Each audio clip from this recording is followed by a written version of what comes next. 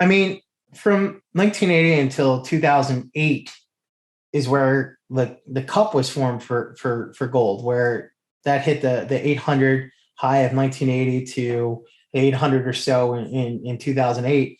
And then it looked like the handle was formed from 2008 to 2011 or so, where it went up to 1923. So that was the gold move of the cup and handle. But if you really look at it here, it looks like the silver just formed a cup from 2000 from 1980 to 2011. There was no real handle.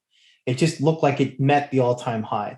So I had heard someone else talk about this a long time ago. So it's quite possible that there's a lot of people that believe the same thing as this. I don't know, but I was thinking last summer, like a lot of people, that hey, gold has hit its all-time high.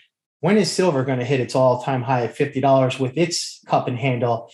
And I started digging in a little bit more. And as you know, I did a session a little while ago with Patrick and Kevin, and they talk about ARCs a lot. And I started looking at my stuff through the lens of what they were doing with ARCs. And this probably isn't precisely what they were doing. But what I was looking at was I thought that the silver potentially was just the cup from 1980 to 2008.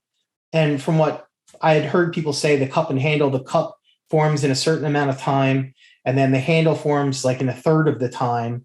So if we do 1980 to 2011 or so, you're looking at 30 some years, and that would be about a 10-year for the handle here to form for the silver move. So this looks like if you do that measured move, this is how I think a lot of people, even like Keith Neumeyer, could get your $100 silver quite easily if this technical pattern does play out like it does. Now, this green area here is where Michael Oliver was talking about how we're up in this new basing area, and we've been since 2020. And he goes into a lot of his momentum structure. And I don't pretend to be a Michael Oliver momentum structure expert. I just find all of that fascinating. And he talks about, if silver meets a certain level, then we're going to hit a new basing pattern.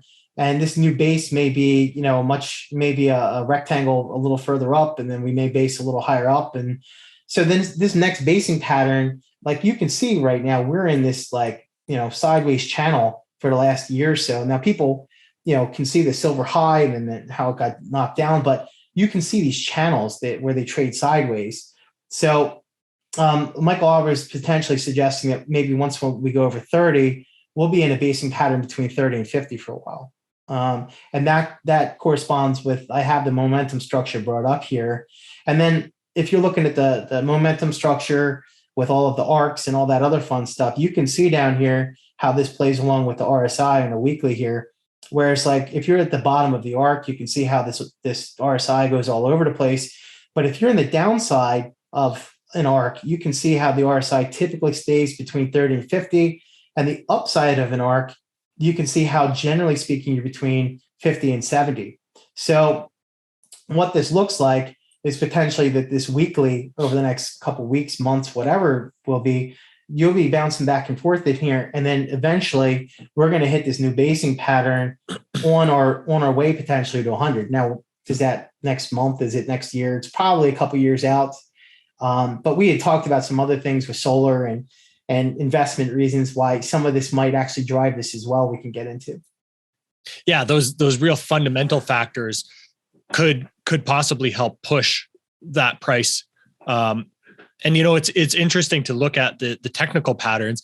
Obviously, it looks like you could draw a pretty nice arc on that handle, but stepping back and thinking about the fundamental factors of the investment demand, the momentum driving that investment demand, as well as demand from solar, as we're seeing, higher energy prices, all of this stuff play in. It's interesting to see what could contribute to that $100 price, right? Yeah, we were talking a lot about the energy stuff beforehand, and I was letting you know that,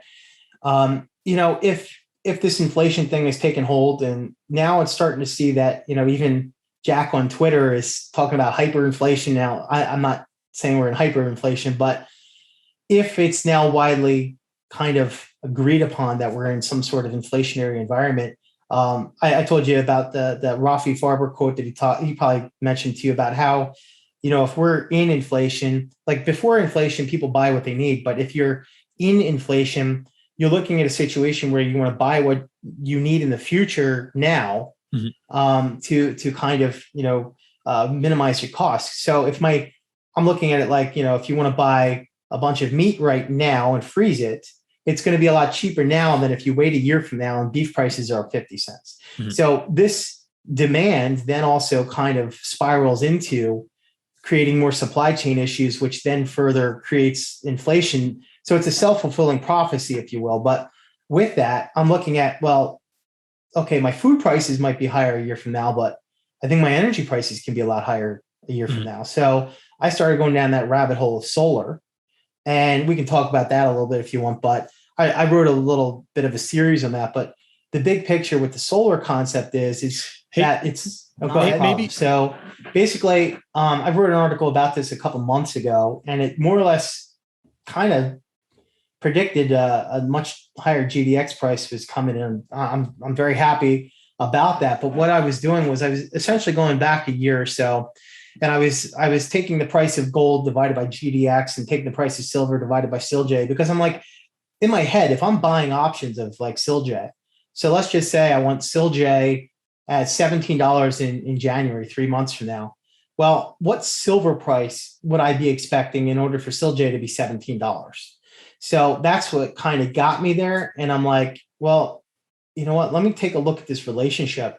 And what I noticed was with the gold to GDX at the time, that gold was extremely overvalued to GDX. So if this was some sort of, I'm using I'm stealing this a little bit from statistical process control in my other career.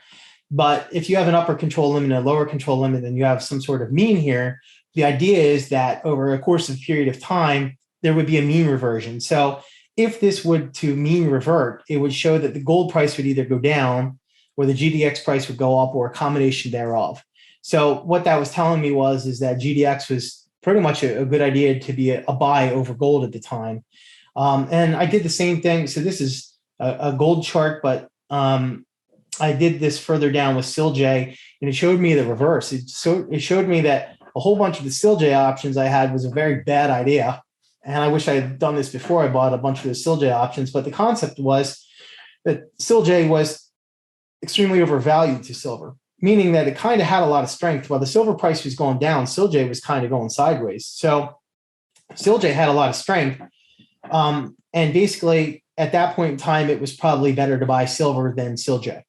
So that's kind of what I was looking at with them. And I haven't updated these charts in about 2 months.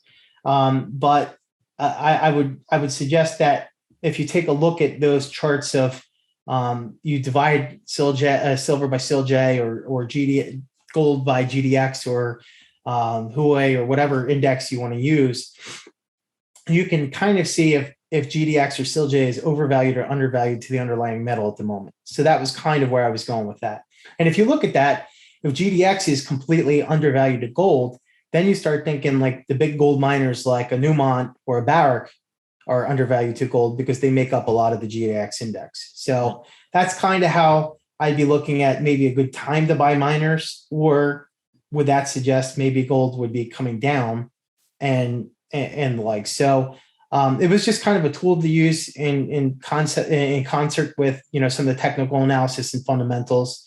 As you probably have seen in some of my writings, I love the technical charts. I love looking at stuff, but I use it as like one of 10 things as part of my thesis. So other thing might be mathematical models. Other things might be the fundamentals. So, and I love a lot of the guys you have on, by the way, because I don't think a lot of the guys that are on your show realize probably how much people use them for investment. So maybe they shouldn't, but I think it's a lot of people learn a lot from there. So if people understand that a lot of investment is probabilities, and don't say that, hey, Nate said something is going to $1,000 next week.